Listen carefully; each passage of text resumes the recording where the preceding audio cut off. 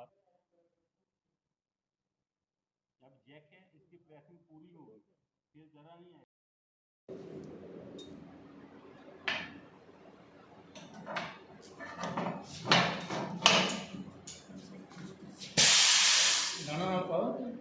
हाँ जी, दाना नोजल के उत्ते रखा करो।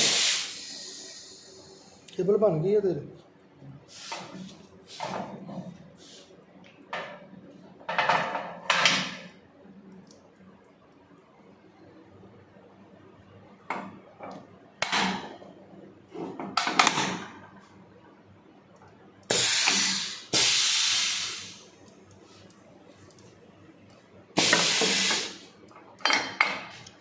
दाना नहीं सी पाया कुछ। दाना है सही से बराबर से।